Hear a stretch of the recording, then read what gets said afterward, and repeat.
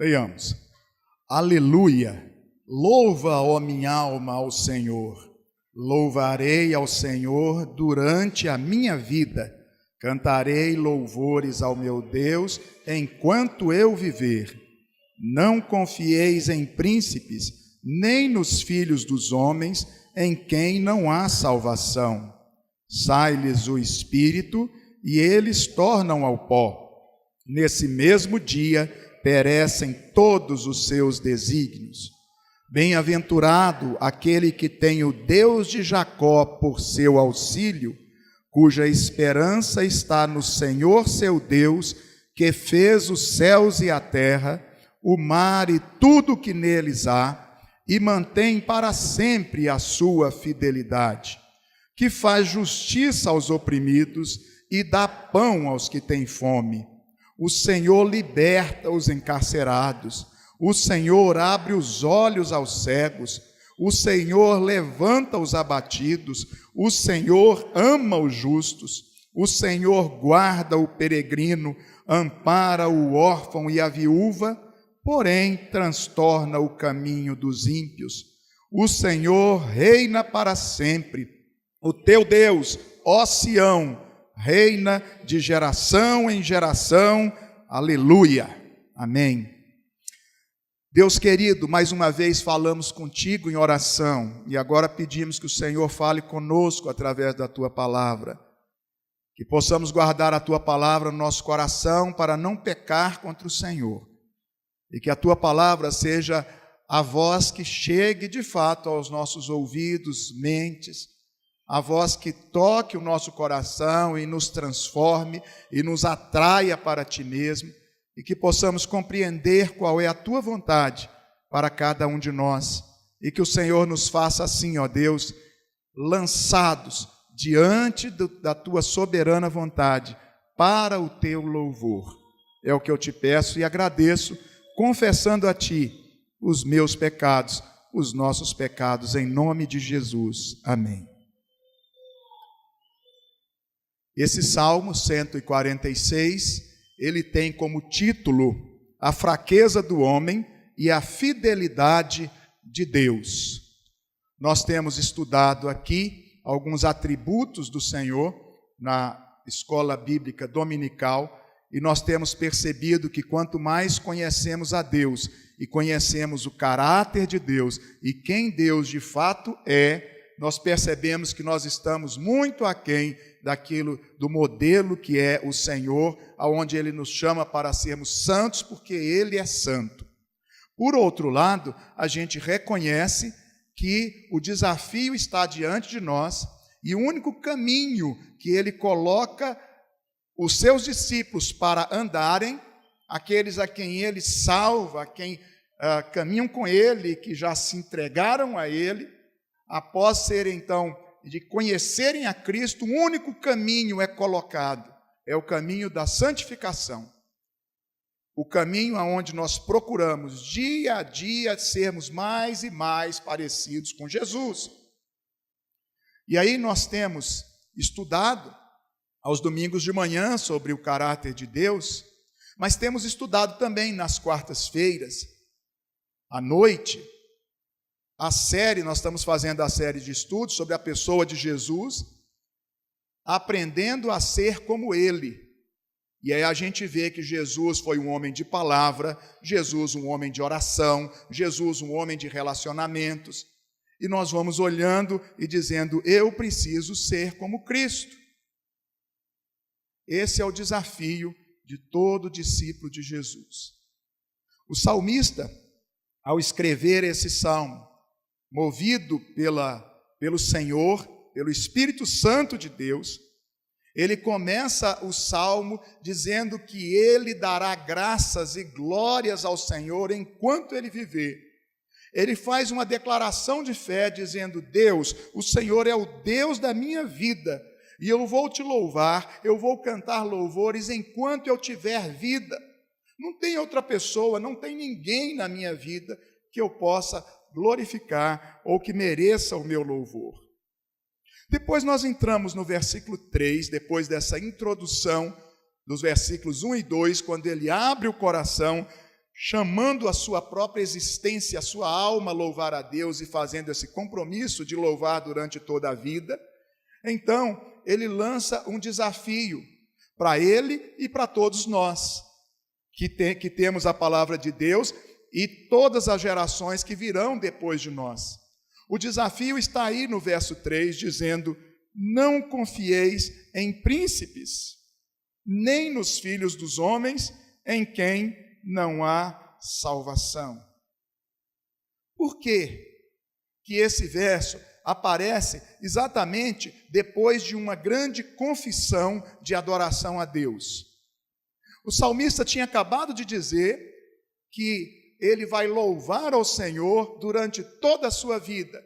E agora ele diz: não confieis em príncipes, nem filhos de homens em quem não há salvação. O motivo é bem claro, o motivo é bem explícito.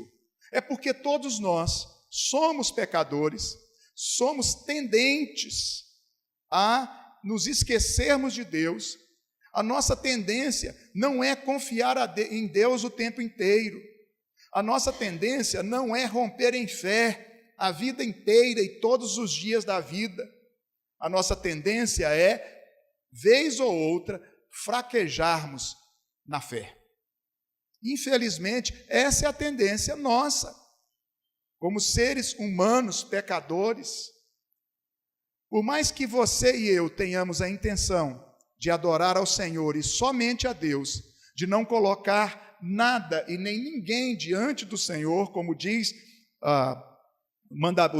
os 10 mandamentos, né, já se iniciam logo segundo dizendo: não terás outros deuses diante de mim. Mesmo que você diga: eu não vou colocar Deus nenhum na frente do Senhor, o fato de, algumas vezes, nós corrermos para buscar solução para as nossas dificuldades em nós mesmos, ou neste mundo tenebroso, colocarmos a nossa fé aonde ela não deve ser colocada, isso quer dizer que nós estamos substituindo, nós estamos colocando coisas e pessoas no lugar de Deus. É por isso que vem a advertência: não confieis em príncipes, nem nos filhos dos homens, em quem não há salvação.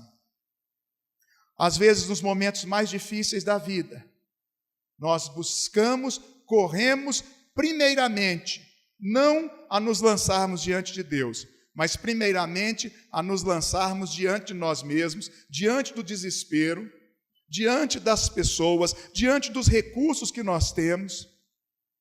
E mais uma tendência horrível, infelizmente, que acontece conosco. Quando nós começamos a pensar nos nossos recursos, normalmente a gente só lembra dos que nós não temos. É difícil a gente olhar e dizer assim: olha, eu tenho isso à minha disposição. O primeiro grande recurso que todos nós temos à disposição é Deus conosco. E é o primeiro que nós costumamos a deixar de lado, quando o desafio bate à nossa porta. Quantos de nós estão cansados, sobrecarregados, e algumas vezes são oprimidos por causa da violência deste mundo, das coisas, da pressa, da velocidade, melhor dizendo, deste mundo e também da violência que nos assola, né, ao nosso redor, das catástrofes, etc., de um mundo tenebroso, um mundo de sofrimento, um mundo de desafios, um mundo onde a nossa fé de fato é provada. Quantos de nós temos fraquejado nas horas que nós mais deveríamos depositar a nossa confiança em Deus? Quantos de nós estão cansados de correrem e não verem Deus agindo? Essa mensagem não é só para quem não conhece a Deus, é também para quem conhece a Senhor. Não confieis em príncipe, nem em filhos dos homens em quem não há salvação. É um chamado para todas as pessoas a olharem para o Senhor e confiarem tão somente em Deus, a nossa rocha segura. Nós olhamos para Salmo 20, versículo 7, A palavra de Deus nos diz que muitos, ou alguns, ou várias pessoas, confiam em carros, outros em cavalos. Está falando aqui dos recursos daquela época. Talvez se o salmista fosse escrever nos dias de hoje, ele não ia dizer, uns confiam em carros e outros em cavalos. Poderia dizer, uns confiam em contas bancárias, né? Uns confiam em internet, uns confiam em cibernética, uns confiam em seu próprio potencial, uns confiam em títulos, uns confiam em, não carros e cavalos, mas quem sabe, aviões transatlânticos, e diz, esse aqui não afunda nunca. E aí a gente se lembra do Titanic, não é? Aonde a gente menos espera, nós podemos ter surpresas a qualquer momento. Volto a dizer que a mensagem não é de terror, mas infelizmente eu tenho que citar uma tragédia que aconteceu essa semana. Já não bastava o domingo passado, onde nós citamos a tragédia de Brumadinho, agora ocorreu outra tragédia essa semana, os meninos lá do CT do Flamengo, né, do centro de treinamento. 10 mortos, 3 feridos e assim vai. Quando menos se espera. O que aconteceu com as torres gêmeas do World Trade Center? Pessoas com razoável condição financeira, alguns trabalhadores, alguns que trabalhavam para outros, e muitos proprietários, muitos donos de empresas, estavam lá nos seus luxuosos e muito bem guardados escritórios, muito bem ventilados, muito bem refrigerados, muito seguros, um dos prédios famosos em todo o mundo. Quando menos esperam, então, olha para a janela e lá vem um Boeing, numa altura daquela, em cima de um prédio, aonde é que se podia imaginar algo desse sentido? Não existe uma imaginação que pudesse criar algo e dizer assim, olha, estou saindo de casa para trabalhar num dos prédios mais luxuosos da cidade, eu tenho segurança a meu favor, o prédio é muito bem guardado, lá eu estou seguro. Esse é o pensamento natural. Tal hora eu vou para tal lugar, e etc, etc. Vai, pega o avião, almoça em outro lugar, à tarde está em outro, à noite, e etc. Não há problema de fazer planos. Mas o problema é nós confiarmos que, de fato, nós temos uma segurança em homens, em carros, em cavalos, em prédios, onde nós não temos. Nas nossas casas, ou seja lá no que for. Volto a dizer, não quero deixar ninguém apavorado e começar a tremer e dizer assim, puxa, eu vou para casa agora com medo do que vai acontecer. Não, pode acontecer aqui, pode acontecer dentro da igreja, pode acontecer lá fora, pode não acontecer nunca, nada conosco. O que eu quero que você entenda, e o que eu preciso também entender todos os dias, é que a Bíblia me chama a entender que eu sou frágil e Deus é fiel e forte. Que há aqui uma diferença enorme. Só Deus é o sustentador, é o autor e sustentador da nossa fé. Ele tem o controle de todo o universo e das nossas vidas. Ele é o Todo-Poderoso. Não sou eu o Todo-Poderoso e não é você. Só Ele é o Todo-Poderoso. E pela misericórdia e graça dEle, nós devemos caminhar sim, andando de fé em fé, de glória em glória, e cumprindo o que a palavra de Deus diz, que o justo viverá por fé. Andamos por fé. Todos os dias eu e você precisamos exercitar nossa fé. Todos os dias eu preciso dizer para mim mesmo, louva minha alma ao Senhor, eu não vou confiar em príncipes, em filhos de homens. Príncipes aqui, uma ideia de autoridades. Nós não estamos nas mãos do presidente da República, irmãos. nem do Senado, nem dos deputados, senadores, seja do que for. Não estamos nas mãos do FMI, não estamos nas mãos dos poderosos, das poderosas nações. Nós estamos nas mãos de Deus. E uma vez que nós estamos nas mãos de Deus, quem nos dá a proteção, a guarda, quem nos dá o sustento e o pão nosso de cada dia é o nosso Deus. Quem pode reverter a minha situação e a sua a qualquer momento é o nosso Deus. Eu não estou dizendo que nós não devemos orar pelas nossas autoridades. Eu não estou dizendo que nós não devemos interceder por elas. E que nós não devemos ser cidadãos que promovem também o desenvolvimento da nação e buscar também a promoção em nossa vida. O trabalho faz parte. Mas o que eu digo é que nós não podemos confiar nos nossos recursos e nos recursos que estão diante de nós. Lucas 12, versículo 19, Jesus nos conta de um moço que recolheu em seu celeiro uma quantidade enorme de grãos. E eu posso imaginar que esse homem tinha muitas fazendas, que esse homem reuniu muita comida, quem sabe, que daria para o ano inteiro ou mais. E diz a palavra de Deus que esse homem, depois de reunir toda a sua riqueza, ou boa parte de sua riqueza, e guardar em celeiros, ele olha para toda aquela fortuna, ele vai olhando, ele vai contemplando tanta coisa bonita, tanta grana investida, tanto resultado do seu trabalho, tanta alegria dele perceber que ele está sendo produtivo. Então ele diz a sua alma, ele não diz a sua alma, louva minha alma ao Senhor, não. Esse homem diz à sua própria alma, descanse, coma, beba e aproveite a vida. Faça isso. Tem muita gente achando que aproveitar a vida e curtir a vida, porque a vida é curta, significa fazer o que der na cabeça. Se eu posso, eu faço. É um pouco da filosofia do mundo. E quando as pessoas dizem, eu não posso, fala, você pode. Aliás, existe um incentivo muito grande do pensamento positivo de que você é muito bom e que você pode. E se você não tiver dinheiro, também pode, porque tem muita forma de se conseguir dinheiro por aí.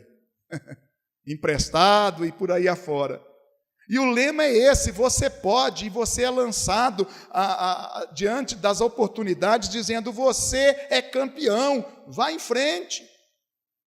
Aquele moço olha para si mesmo, para a sua alma, para os seus recursos e diz, regala-te, aproveite a vida, olha aí como você é bom. Talvez tem muitas pessoas olhando para os seus títulos, para as suas riquezas, para a sua família, para a sua saúde, para os seus exames que foram tão bem. Graças a Deus por isso. E é bom, eu também gosto de receber exames médicos onde a gente fala, puxa, graças a Deus eu estou bem.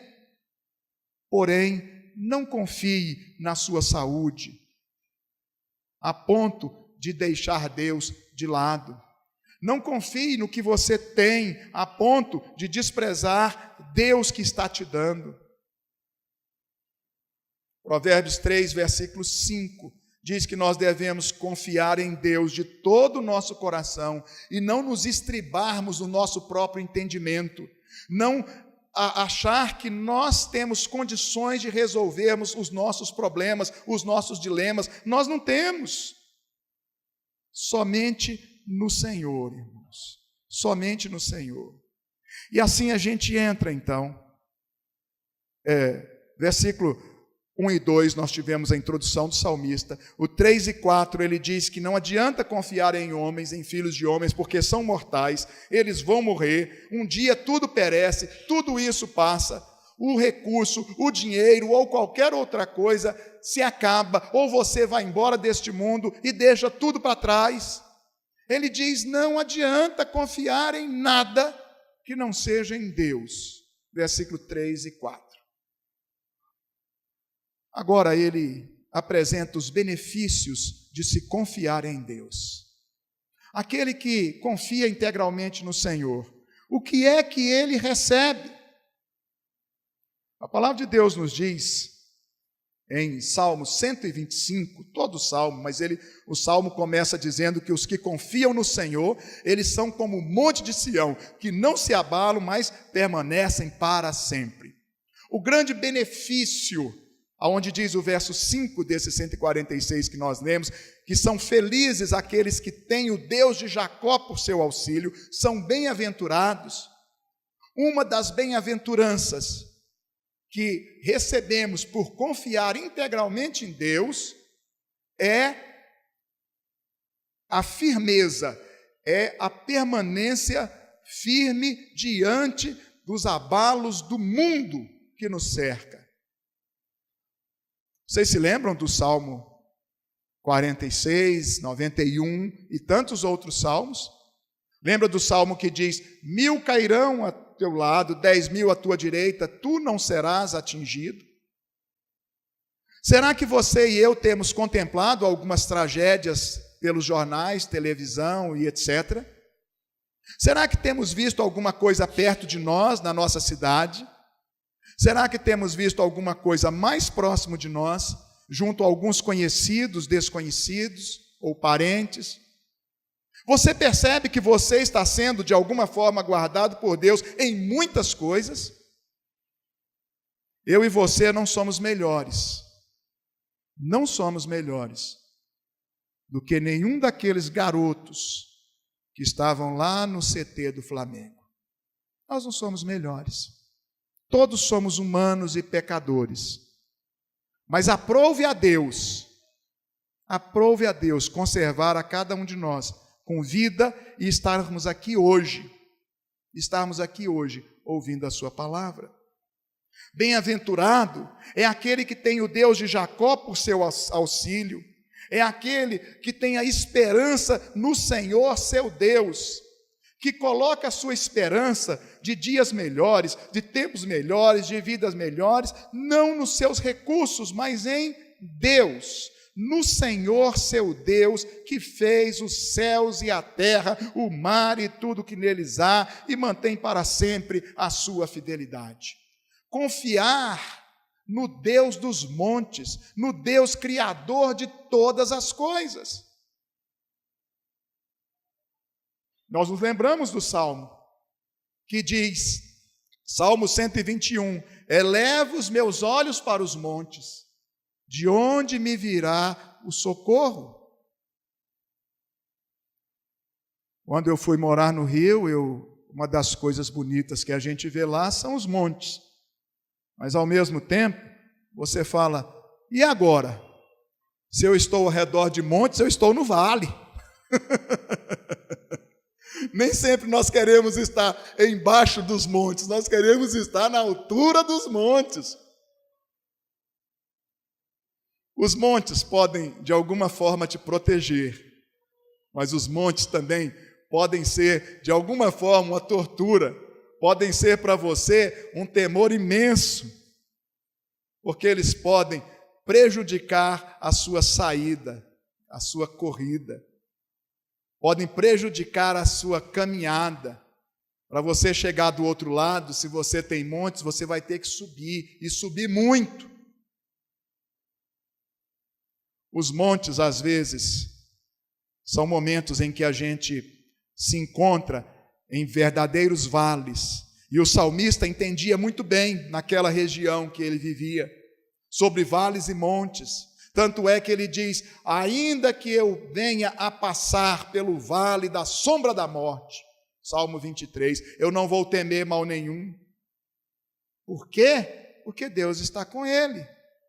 Esse Salmo 23, o versículo 2 e 3, diz que Deus nos faz repousar em pastos verdejantes e que nos leva para águas de descanso. Que coisa maravilhosa! Olho para os montes e digo, quem é que vai me socorrer nesse vale? Quem vai me socorrer é o Senhor que fez os montes. Eu não vou olhar a altura dos montes como sendo o maior desafio para mim. O maior desafio é eu crer naquele que criou os montes, naquele que governa os montes, naquele que diz: se eu quiser, eu posso mandar esse monte pular daqui para lá. Eu posso usar sim a sua fé, e a fé remove montanhas. Como é que a fé remove montanhas? Pelo poder de Deus. Eu não posso fazer isso, mas o dono da montanha pode. Percebem, irmãos? A nossa fé tem que sair de nós mesmos, tem que sair dos nossos recursos, tem que sair dos montes, porque eles não são proteção e nem dificuldade que não possa ser ultrapassada. A nossa fé tem que transpor os montes e os vales, e a nossa fé deve ser repousada no Senhor, o que fez os céus e a terra. O meu socorro vem do Senhor, Salmo 121, 2, que fez os céus e a terra. O salmista aqui no Salmo 146, continuando, ele conta que Deus é o Criador que fez todas as coisas, céu, terra, mar, e mantém para sempre a sua fidelidade. O Deus que é fiel, àquilo que Ele mesmo prometeu. Algumas pessoas não entendem, Deus é fiel, e aí você usa, eu espero que ninguém use isso como jargão, mas algumas pessoas usam como jargão: Deus é fiel, então ainda mato fulano, porque Deus é fiel. Não, Deus é fiel não quer dizer que você vai fazer o que está na sua cabeça porque Deus é fiel. É igual o tudo posso naquele, tudo eu posso, eu vou acabar com tudo, porque tudo eu posso no que me fortalece. Não. Quando Paulo diz tudo pode, você lê uns versículos antes, ele diz: eu posso ficar abastado, eu posso ficar com fome, eu posso isso, eu tenho experiência de fartura e de escassez, de fome, de frio, tudo, tanto de uma coisa quanto de outra. Então tudo eu posso, o melhor e o pior. Tudo posso naquele que me fortalece. E aí, quando a gente olha para esse tu és fiel, Deus é fiel àquilo que Ele prometeu, e nós temos que ter cuidado para não colocar palavras na boca de Deus. Deus é fiel àquilo que Ele disse. O que foi que Ele disse? As promessas dEle é que, uma vez salvos, nós somos salvos para sempre, que Ele não vai nos abandonar, que aquele que vem até Ele, de maneira nenhuma Ele vai lançar fora. Deus é fiel ao dizer: invoca-me e te responderei, e anunciar-te-ei coisas grandes e ocultas que não sabes. Deus falou através do profeta Jeremias. Deus é fiel para dizer assim: quando vocês me buscarem, vocês me acharão. Deus é fiel para dizer: eis que estou convosco todos os dias até a consumação dos séculos. Deus é fiel para manter a sua palavra quando Ele diz: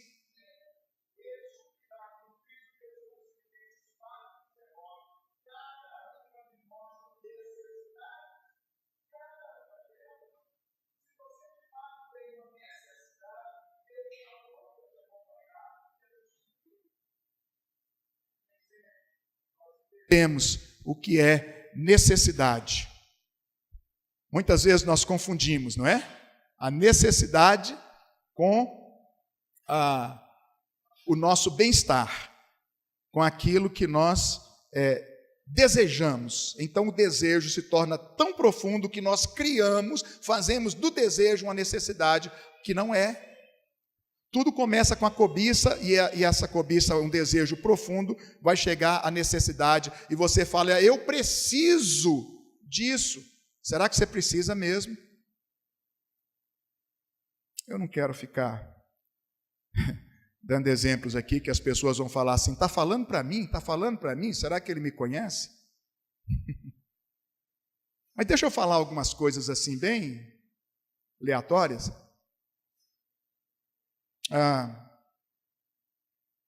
Nós precisamos mais do que um par de calçados se nós só temos um par de pés? Ninguém precisa responder. Não, precisa para sair, precisa de chinelo. Ok. Quantas bolsas nós precisamos? Quantos brincos? É necessidade mesmo. Irmãos, não tem problema. Você pode ter um guarda-roupa imenso, e é bom ter mesmo, variedade, sem problema nenhum. Eu estou dizendo que essa não é a necessidade básica. Eu gosto de computador, de máquinas e coisas. Eu preciso ter mais de um. Será que eu tendo celular, eu ainda preciso desse tablet aqui, preciso ter um outro em casa, um computador? Não, se puder, é bom, mas é necessidade. A Bíblia diz assim: se tiverdes com o que comer e vestir, estejamos contentes. Ah, pastor, é muito pouco. Eu não posso ter mais do que isso? Claro que pode. A graça de Deus é abundante. A graça de Deus é abundante. Ele pode te dar muito mais e já tem nos dado, irmãos. Fiquem tranquilos que eu não estou preocupado aqui se você está comprando mais coisas, se você tem bens, se você tem fazendas, gado. À vontade, Deus seja louvado, amém. Que bom que você está prosperando também na vida financeira. Mas o que eu quero dizer é que a nossa fé, a nossa busca, o nosso maior clamor a Deus, a nossa maior necessidade, não é de progredirmos financeiramente, não é de termos 59 sandálias, sei lá. Não é a nossa necessidade maior. A nossa necessidade maior é ter uma fé que alcance o coração de Deus, uma fé depositada no Senhor, uma fé que saia aqui do nosso corriqueiro mundo de sofrimentos e que transponha, que chegue a olhar para os céus e dizer: o meu socorro vem do Senhor que fez os céus e a terra. Nós precisamos chegar nesse ponto. E a palavra de Deus diz que vale a pena confiar no Senhor. E aquele que se entrega a Ele, verso 7, se está oprimido, ele faz justiça aos oprimidos. Você está sendo injustiçado, Deus é o Deus da justiça. Conte com esse Deus na sua vida. Confie em Deus de todo o seu coração, não te estribes no teu próprio entendimento e creia que Deus faz justiça aos oprimidos. Não confie em você mesmo, nos príncipes, nos filhos dos homens. O problema da sua vida não é a política do Brasil, não são os governantes. O problema de cada um de nós é muito mais alto, muito mais profundo e muito mais além do que essas coisas que nós estamos falando do nosso dia a dia. O nosso problema é como eu tenho me relacionado com Deus, aonde eu estou depositando a minha fé, aonde é? Muito bem, Deus faz justiça aos oprimidos, dá pão aos que têm fome, liberta os encarcerados, versículo 7, Ele é o libertador, Ele é aquele que abre os olhos aos cegos, e aqui nós podemos pensar no cego fisicamente e podemos pensar no cego espiritualmente. Ele nos dá iluminação para entendermos, para descobrirmos o que Ele quer. Ele abre caminhos para nós, Ele nos faz contemplar o que a gente não estava vendo. Eu uso óculos, e é muito bom mesmo, para enxergar melhor, para ter uma clareza, uma nitidez melhor das imagens. Mas Deus é aquele que, além de óculos, de qualquer outra coisa, Ele coloca uma visão diferente em nossos olhos. E a mesma realidade que eu via de uma forma, quando Deus habita no meu coração, na minha mente, e transforma a minha fé, e me dá segurança de ter uma fé firmada nele, o mundo é visto com outros olhos. As coisas que eu passo e que eu vivo, os meus desafios, são vistos de outra forma. Eu agora não devo ficar me vitimizando e achando que eu sou o coitadinho. Não.